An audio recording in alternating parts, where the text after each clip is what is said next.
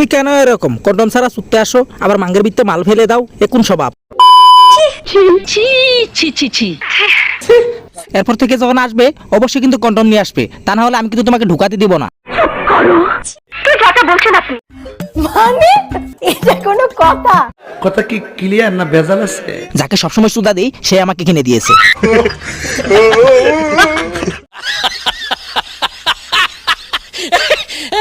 ও মা কি সুন্দর, তোকে কোন চুদার এটা কিনে দিল, একবারও তো বললি না? এটা হাস্যকর, হাস্যকর এই দেশের জনগণের জন্য।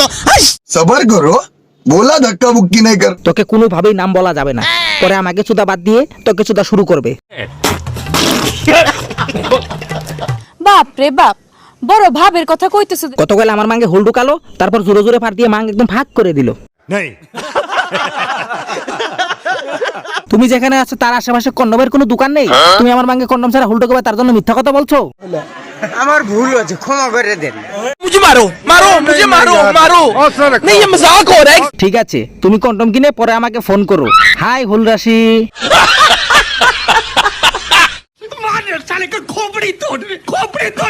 আমার পুনায় আটকানোর বড়িটা শেষ হয়ে গেছে, তুই আমাকে একটা বড়ি দিতে পারবি?